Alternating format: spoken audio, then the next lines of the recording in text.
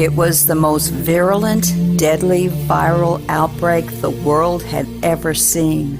When the affliction began to finally relent, 2/3 of the planet's population, 4.2 billion people, were gone. For those left after, the new epidemic was one of moral degradation, survival by any and all means, a pandemic of the inhumane.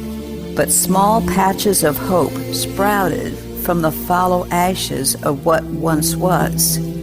And for some, our humanity remained the only thing worth fighting for.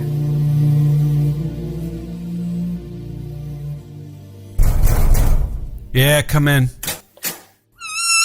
Hey, Jake. Have you heard from Matt or Kate? No, why? Wow, you look awful. Way to be supportive. Sorry, I suppose I could have said something like, wow, you really look like crap. See, was that so hard? Seriously, though, you really do look worn down. Are you okay? No, I don't think I am. You look like you've got the flu. Are you feeling nauseous?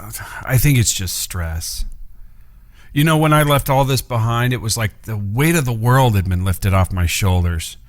And after I got better and started making my way back here, I never even entertained the idea of taking it all back. All I wanted to do was... You know what? It doesn't matter now. So, why did you take it all on again? Well, it wasn't given much choice. That's not how I hear it. You shouldn't believe everything you hear. Very true. So how about you explain it to me? Why did you shove Matt out of his role after you spent so much time and effort grooming him for it? I don't know. I came down that hill and found half of our people trying to leave, and the council was at each other's throats. They were like children fighting over a toy, and Matt, he just sat there. He did nothing. Do you think maybe your miraculous resurrection had something to do with that? I know I was floored when I'd been told you were alive and well. I can't even imagine what must have been going through his mind. It shouldn't have mattered. He let Warner take control over everything, and when I called him on his excuses, he just walked away, left me with this giant mess to clean up. You know I don't buy that. You know, I don't care if you buy it or not. It's what happened. And what about Jamie? Jamie? Yeah, Jamie. You know, the incredibly sweet girl who, as we speak, is up on the roof watching for trouble. The same girl you allegedly profess to love in this amazing letter that I'm told she keeps under her pillow. The only person who never gave up hope that you were still alive. That's a little more complicated. Jake, it couldn't be any simpler. You make it complicated because you're terrified of getting hurt. Believe me, I understand. But Jamie and Matt, they love you and they're not going to abandon you. So whatever it was that happened to you out there, tell them. Let them help you. What makes you think anything happened to me? I am not an idiot, Jake. I know you. I know when you're trying to hide something, and unlike Matt, I'm not preoccupied by my own guilt and anger, so I recognize how you're deflecting. Talking down to everyone, shifting blame, ignoring the people you care about. And let's be honest, throwing 100 people out in the cold, that was a huge red flag by itself. It wasn't 100. Whatever. My point is that if you keep going this way, you're going to lose everything. And I know that will kill you. Boy, I wish it was as simple as all that, but... But nothing. At the very least, you should be able to identify with Jamie. It wasn't all that long ago that you were pining over me. I didn't pine. Oh, you're right. It was more like stalking. I was not stalking you. Shall we list off all the ways you tried to insert yourself into my life from 6th grade up until we were together? No. Good, because we'd be here all day. And probably into the night. And unlike some people, I don't have that kind of time to waste. Seriously, Jake, I know you have stronger than friendly feelings towards Jamie, and I also know she's over the moon for you. Everyone sees how you look at each other when you think no one's watching. And Matt, you know as well as I do that all you have to do is talk to him and he'd move mountains to help you. And as it happens, the perfect opportunity to fix all of this has presented itself. And I bet it has to do with what you initially came here to talk to me about. It's been a week and we haven't heard from Kate or Matt or any of the others. I think you need to go down to Oregon City and find out what's going on. And I don't think you should go alone. So why not ask Jamie to go with you? This way you two can talk on the way down and you can explain to her why you've been such a jackass. Then on the way back, maybe you and Matt can have a nice long chat. Nicole, I don't know if that's actually such a good... No excuses, Jake. These are your friends and you need them. So cowboy up. Cowboy up? Ow! Get moving, dumbass. Okay. I'm going already.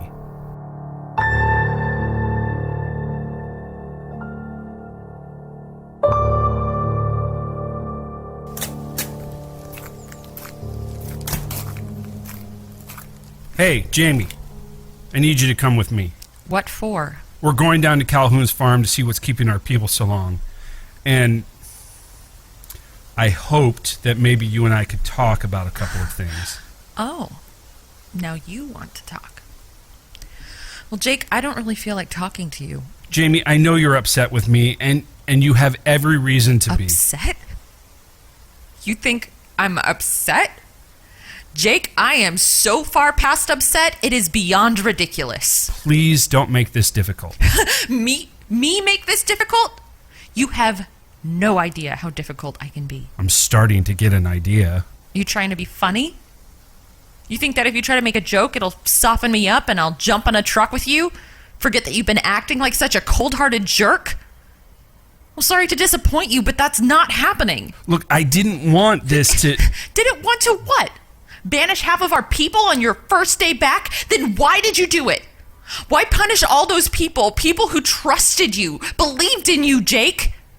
Or how about explaining why you refused to listen to Matt about the train? I'm not a military genius, but even I knew that was a stupid move. Or maybe you'd prefer to explain why you've been treating everyone around here like they're somehow beneath you. It's so much worse than it was before you left, and honestly, that's saying something. At least then we could see that you pretended to care. Or how about how you've been treating me? I have racked my brain trying to figure out why someone who professes to care as deeply as you said could turn around and treat someone like they had leprosy. You made me feel like I was nothing, Jake.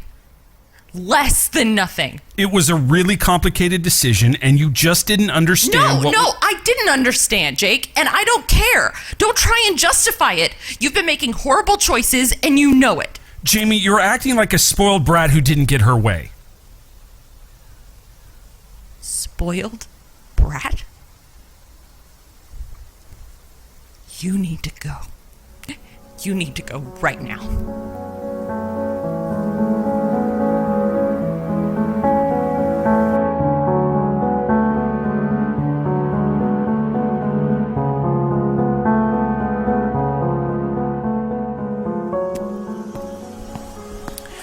Mr. Fox, may I have a word? Dr. Hansen, right now is not a good time.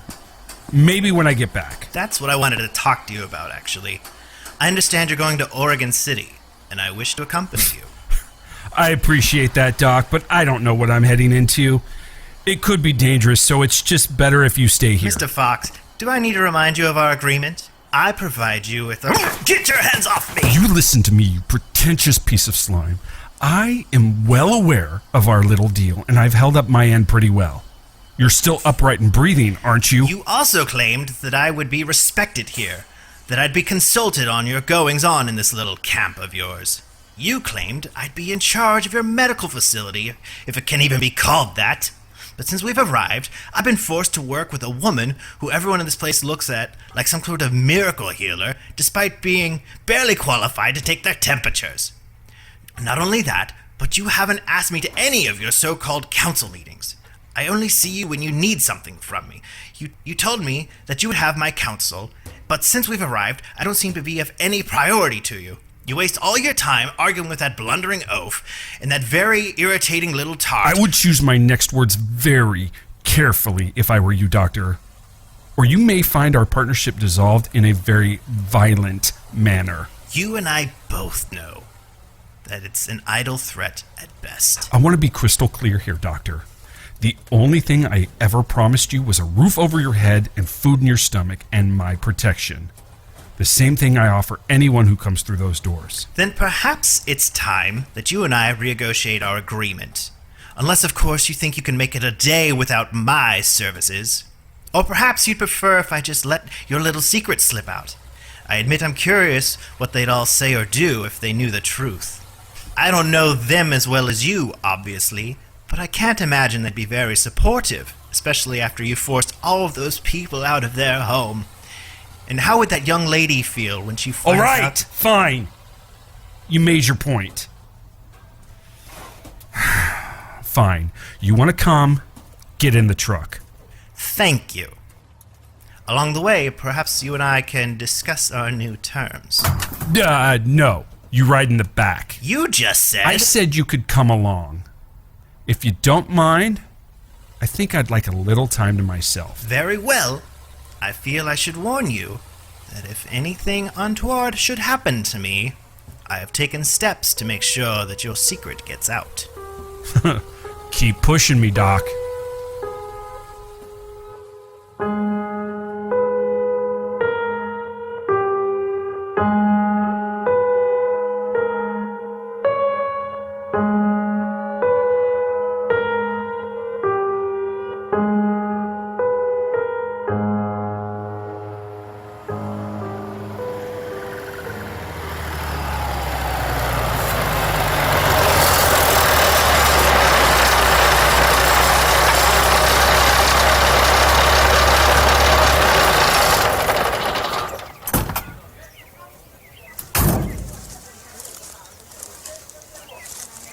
This isn't at all what I expected when you said we were going to visit your friend's farm.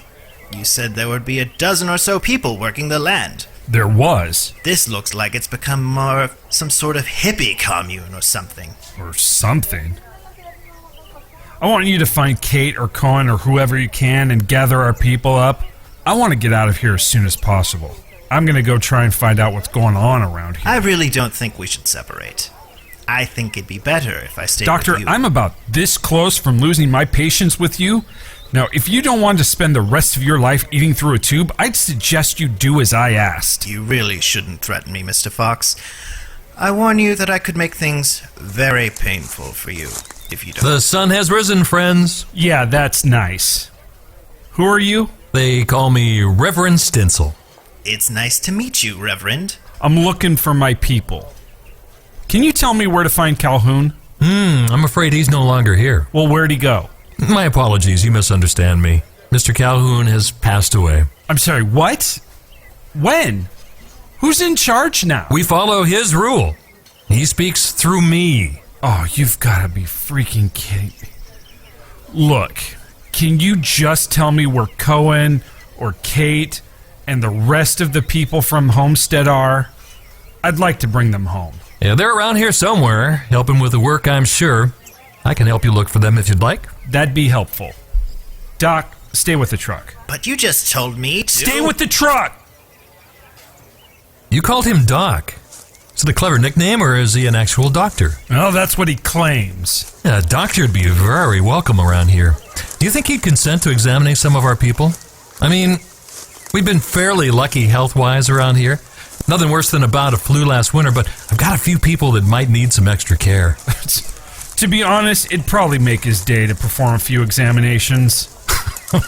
Forgive me for saying, but you're a rather surly fellow. Well, I've got about a dozen people who've been missing for almost a week now, and I just learned that one of the few people I actually respected in this world just died. Maybe you can understand how I might be a little on the surly side. Yeah, I suppose I can. You never told me your name, friend. Fox. Fox. Homestead? Fox? Yeah. Do I know you? No, but I know you. Well, at least I've heard quite a bit about you from Kate. She speaks very highly of you. Is that right? I've been very privileged to get to know Kate these past few days, and she's told me all about you and all you've done up in the north. It's very impressive, but she also expressed some concern about you of late. She told me that you just returned from some sort of self-exile because of an illness, and that you don't seem yourself. Well, Kate has a tendency to overthink things.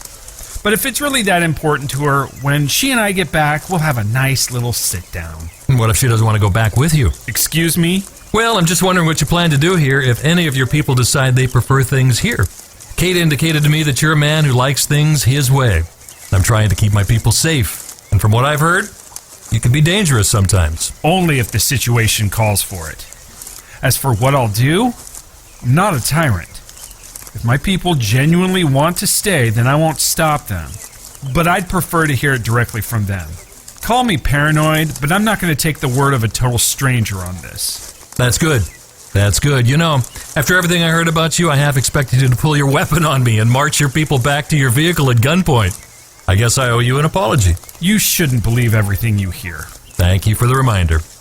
Would you like to join me for lunch? I can send someone to round up all your people, but it'll probably take a while.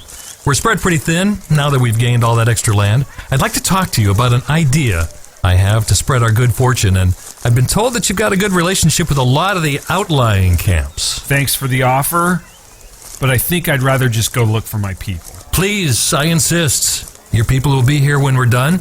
They're not going anywhere, and Molly makes some of the most delicious soup you've ever tasted.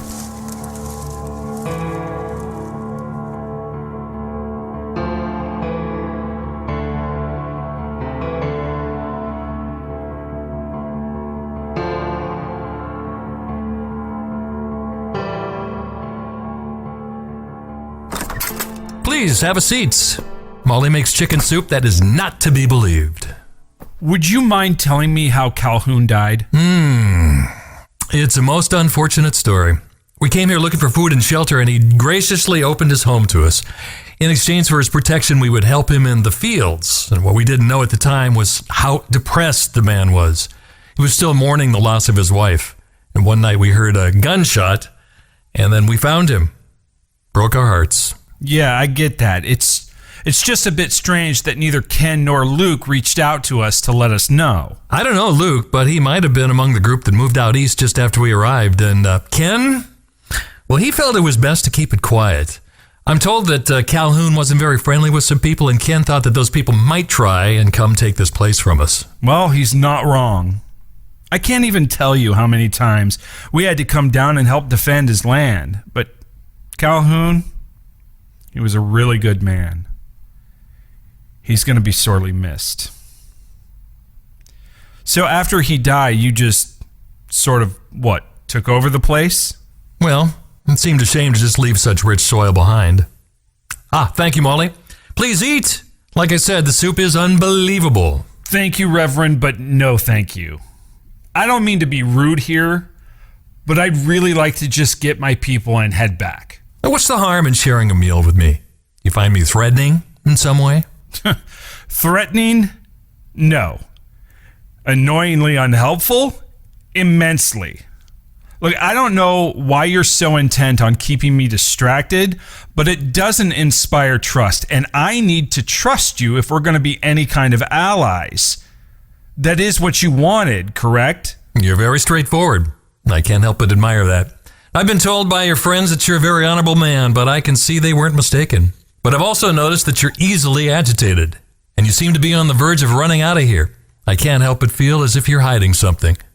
Maybe the same thing that's causing so much friction between you and your people. I didn't come all the way down here for counseling. Maybe that's exactly what you came for. No disrespect, Reverend, but you don't know a thing about me.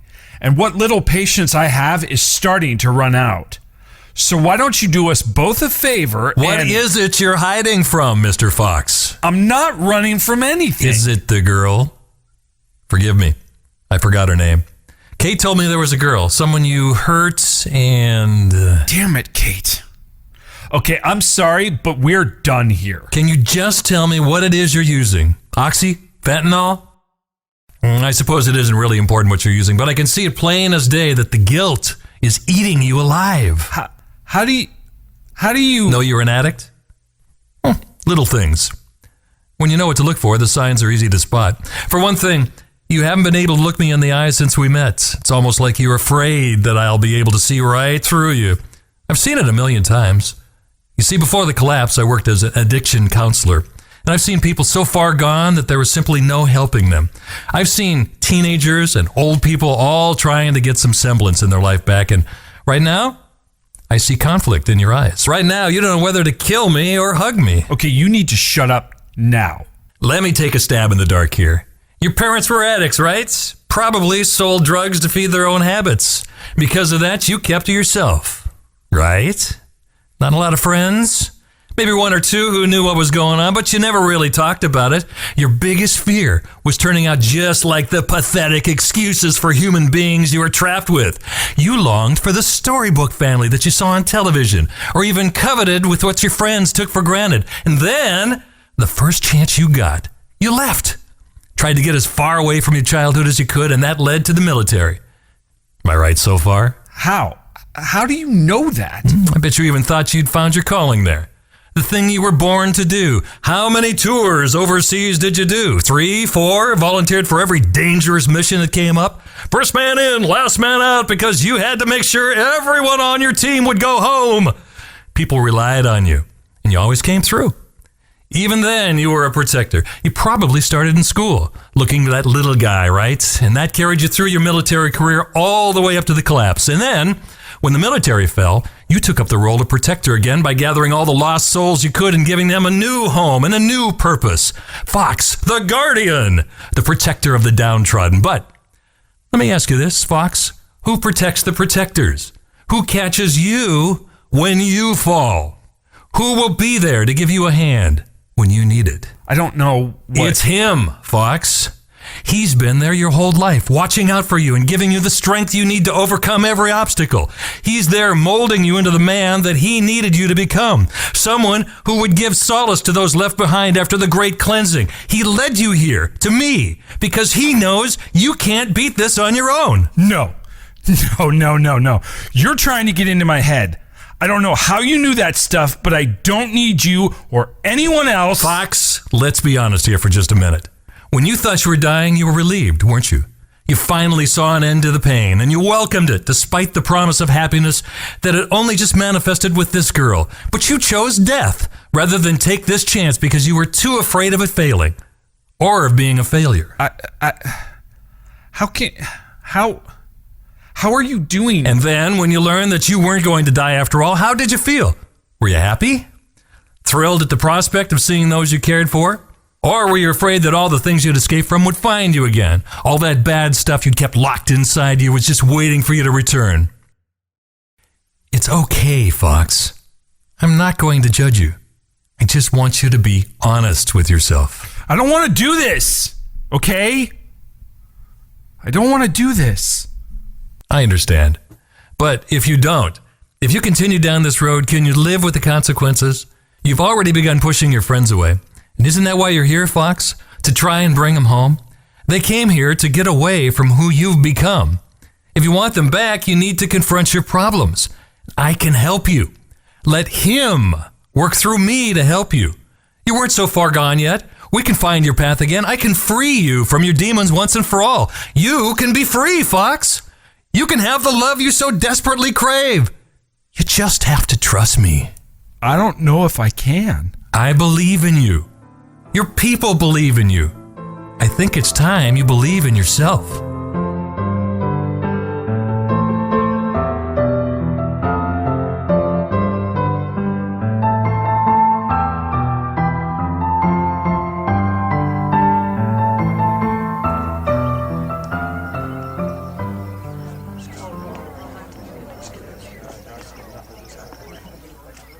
What's going on? I'm not sure, but the Reverend seems really excited. Why do I suddenly have the chills? Will you please stop? I'm getting a little tired of it. I'm sorry, Kate, but... Okay, shh, quiet. He's starting. Good evening, everyone. I want to take a moment to thank you all for your hard work today. I've got to tell you that we've had very strange things happening the last few days, you know?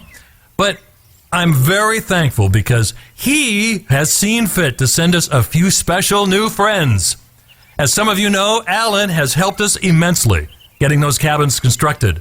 We'll all be warm and sheltered this winter. And Wheeler, this young man is an inspiration to all of us. And I would especially like to give thanks to him for sending us Kate. Where is she? Ah, there you are, Kate. As some of you know, Kate has come to us with a very heavy heart. She feared for her soul, and she feared for those she cares most deeply for. But He has given her strength, and He has given her comfort, and now she is ready to join us in serving Him. I have a feeling that she will become a guiding light to us all.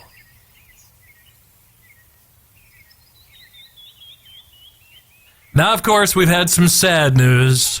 Our Savior, Mr. Calhoun, sadly passed away and left us without a protector. We all know just how dangerous our new world is, and I must admit that I felt fear. Without Mr. Calhoun here, who would watch out for us? Well, my friends, once again, He answered our prayers. He has blessed us once again. Earlier today, I met a man on a precipice, a man who was deeply troubled, and he needed guidance. Oh, no. Today, this man came to us, and I looked into his heart. I saw his desperation and his sadness, and friends, it broke my heart. But as you know, He has a path for us all. No. Anyone else, please. The longer we spoke, the more I came to understand why He sent this man to us. It was so I could help this young man take his first steps on the path. Not him, too. He still has a very long road ahead of him and many challenges to face, but I believe that together we can help Jacob Fox navigate his path into his new Eden.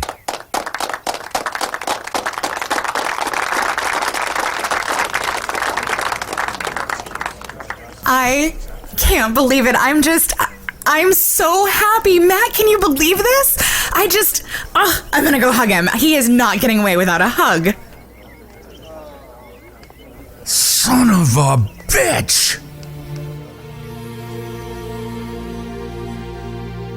Homestead, Episode 7. You Can Be Free.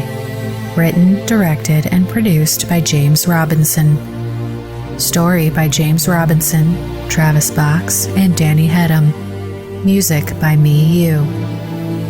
Starring Travis Box as Cohen, Summer Shore as Kate, Rebecca Gurney as Jamie, James Robinson as Fox, Samantha Stark as Nicole, Dave Scott as Reverend Stincil, and Nick Gurney as Doc Hansen. Homestead is a Not Another Podcast production.